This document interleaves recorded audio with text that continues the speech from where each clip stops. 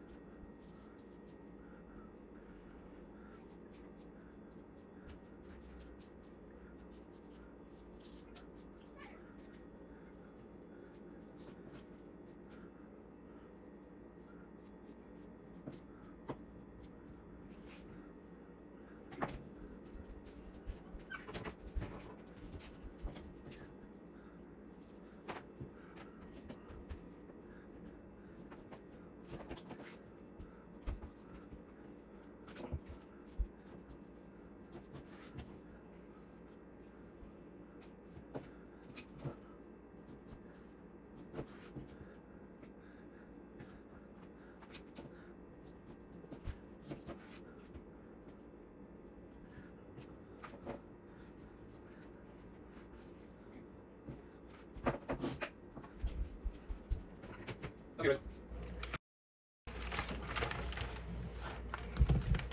want to tell them what we're doing? Sure. So we're going to take these, we're going to put them in individual bags, put them in the freezer. They've already been aged at least 45 days. So you got plenty of good age on them, wet age. Wet age means that they were put fresh in a cryovac, and I just left them in the refrigerator for extra days. What that does is it makes the steak that much more tender. Don't really have to do a lot of that on a tenderloin, but these were actually select. So I figured we'd put a little age on to make sure they're tender.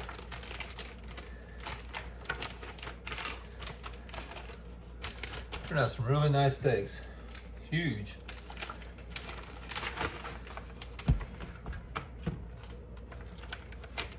Put them in the bags first.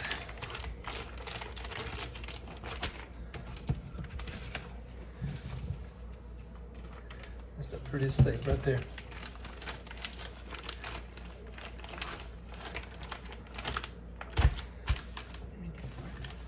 Okay.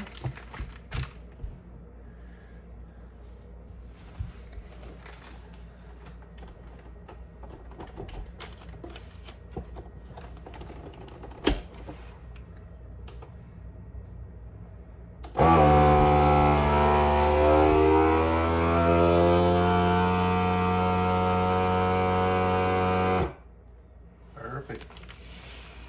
These will hold up in the freezer for a year, but they won't be there that long, I'll promise you that.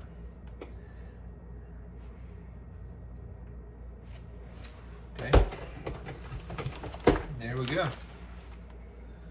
Filet mignon. Ready for the freezer.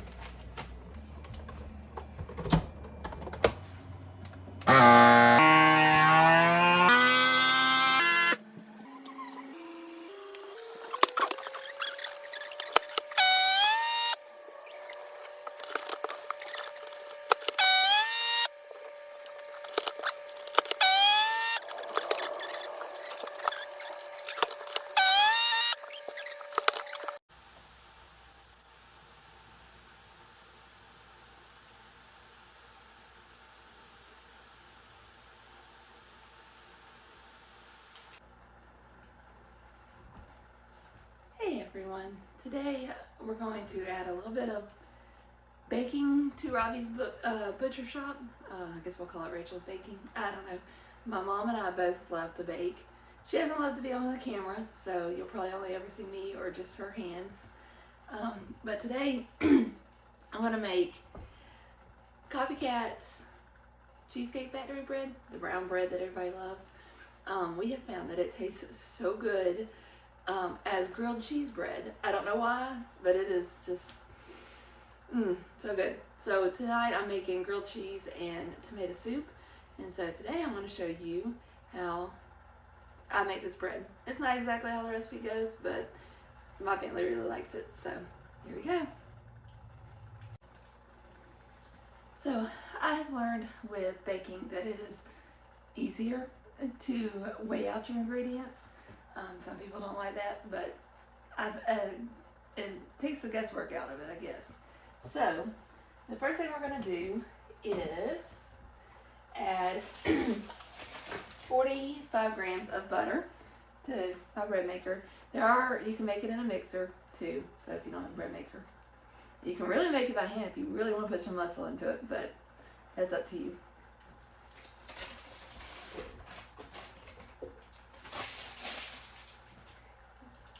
Then we're going to start with our, with bread makers, you put your liquid ingredients in first.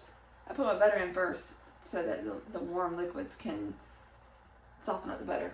But now we're going to add water, molasses, and honey. We'll start with 200, I guess the metric system. So we're going to do 290 milliliters of very warm water.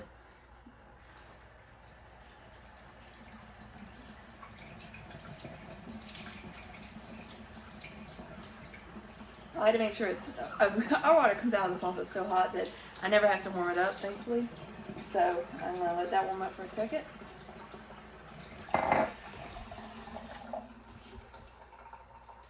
And I don't know about your mothers, but I always was taught, you have to get down on the eye level with the measuring cups, or it won't be right.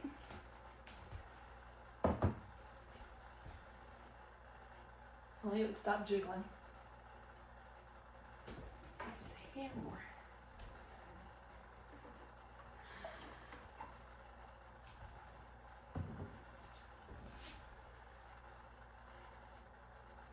Okay.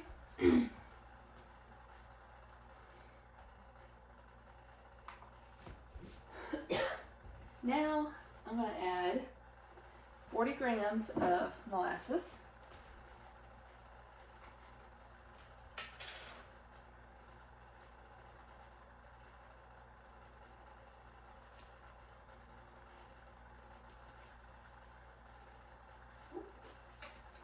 I went a little over on that one. My mom's about to come through here, so I'm going to have to put a stop to it. Give me 1 minute, I'll be right back. Okay, I'm back. While I was talking to my mom, I went ahead and added 80 milliliters of honey to my liquids. And so now I'm going to put all of those into my bread maker. Might stir them up a little bit first. Just make sure everything gets good and mixed together.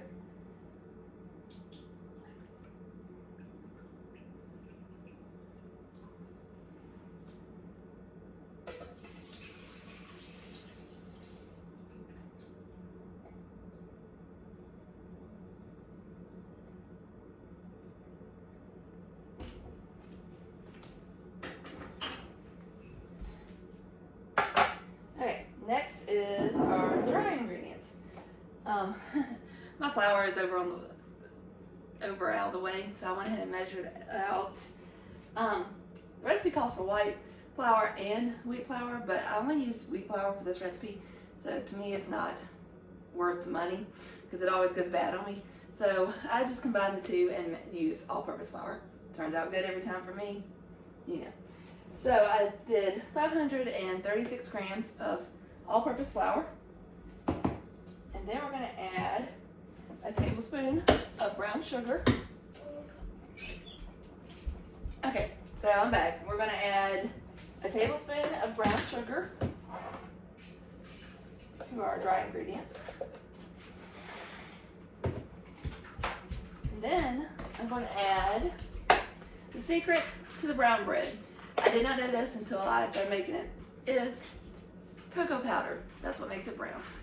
It's unsweetened, so it doesn't add any extra sugar, but it just makes it that dark color and gives it some good flavor. So I'm going to do a tablespoon and a half of Hershey's, well, I like Hershey's, but any kind of cocoa powder. That's 1 tablespoon. Have a half tablespoon for the nuts. I don't know where my half tablespoon is. Yep. Oh well. We'll just do it. Okay. That's about a half tablespoon. We'll go with it.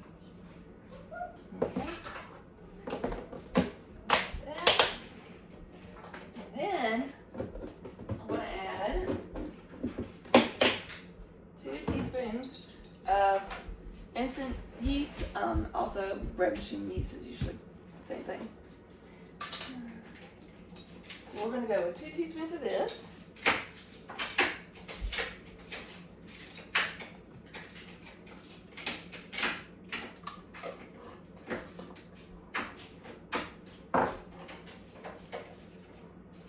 And last but not least, a little bit of salt. I try to not initially mix my salt in these because they say salt deactivates yeast. So I'll put that over to the side. So hopefully it doesn't mess with it too much. Okay, I'm going to take my whisk, stir this up a little bit, get it all good and mixed together.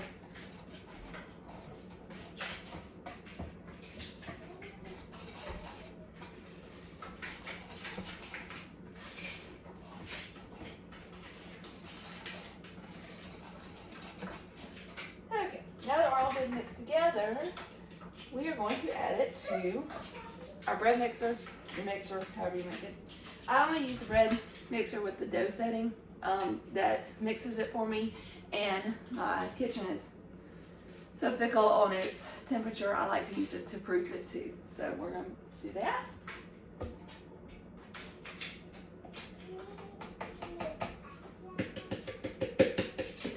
Pull that in there. There. Okay. We've added everything, so now I'm going to shut the lid. My bread maker likes to dance, so it has fallen off of the countertop twice, and yeah, my poor lid. So we're going to put that down, and then we're going to just hit start, and then it'll start mixing together. And I pretty much don't have to do anything for the next hour and a half. I'll see y'all back when it's done.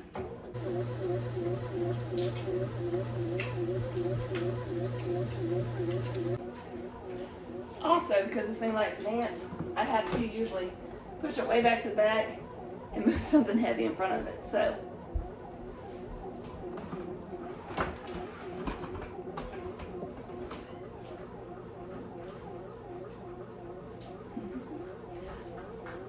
hopefully it doesn't fall off this time.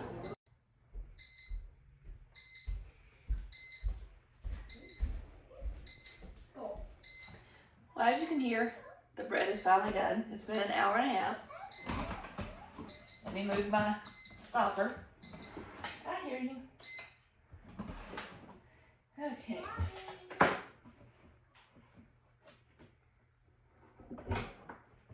It has gotten nice and large. Now we're going to shape it. Flour. Definitely need a lot of flour. This seems to be a little bit more moist than normal.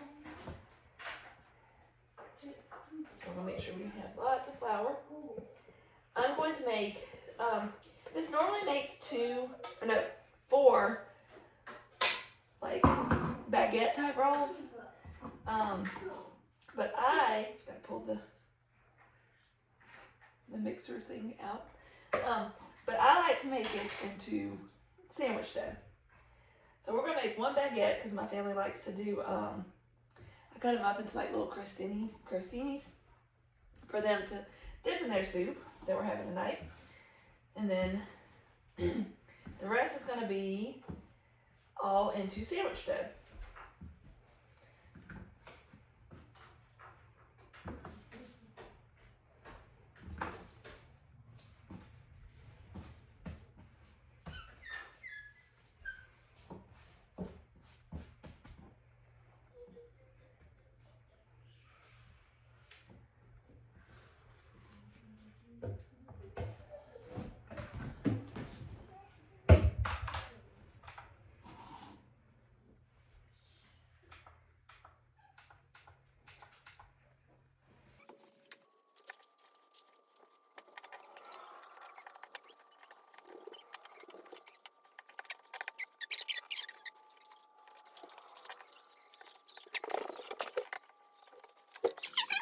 You definitely want to spray your bread pans, because I have made this before and it's stuck and I wanted to cry.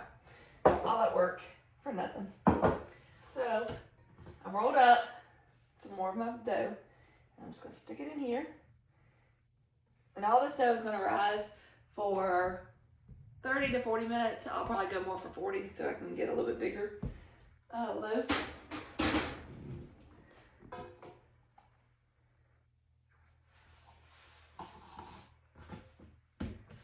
Second loaf.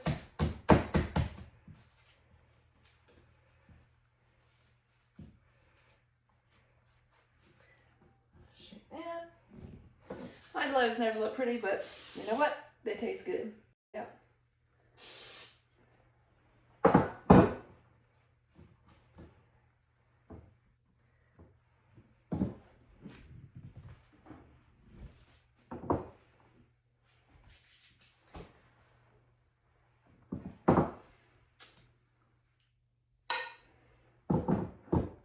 So now I've got all this shape, I'm going to go and get my plastic wrap and cover these, and then we're going to put them in the oven just because it keeps the drafts away, and let it rise for the next 40 minutes.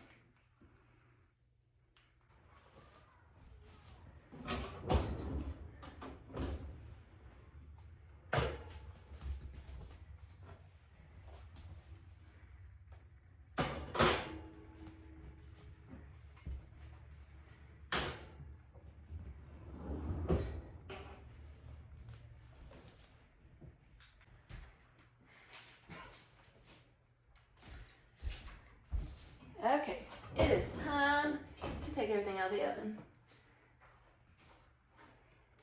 It's risen probably a little bit.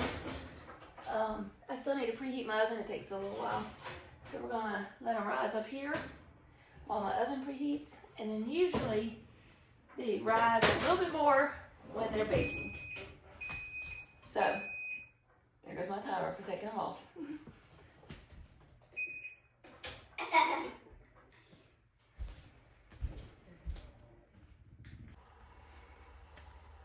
Welcome back. So when I was taking the bread out of the oven, at the same time we had some unexpected visitors, so I did not get any video of us taking it out of the oven. But let me tell you, it smells so good. My stomach was grumbling. So now I'm going to cut it into some bread slices and little crostini slices for everybody to use to dip in their soup. And then tonight we're having grilled cheese and tomato soup for dinner, and if I have time, I'll show you a little bit of that later.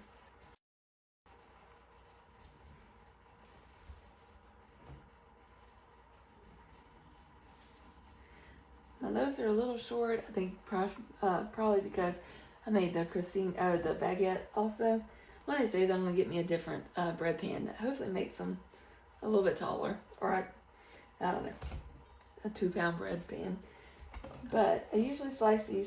My bread slicer has a large, a medium, and a small slice. I like the medium slice when I'm making grilled cheeses. So I'm going to slice this up.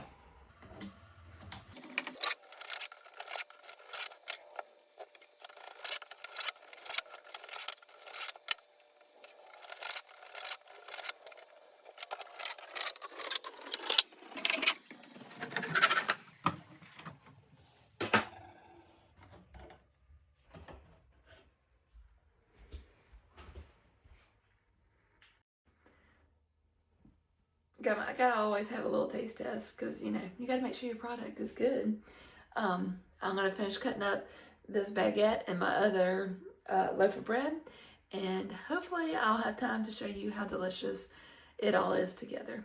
Hope you have a good day. We'll see you next time.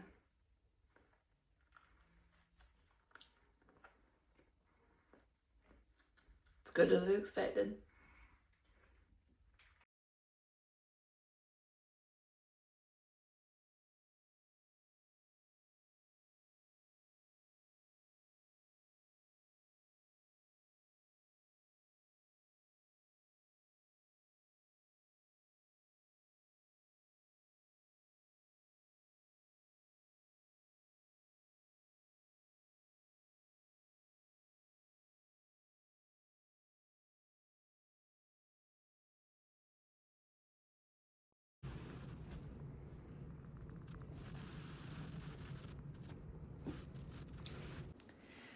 I got it all made.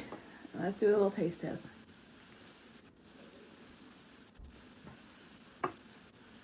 That is good. We'll see you next time.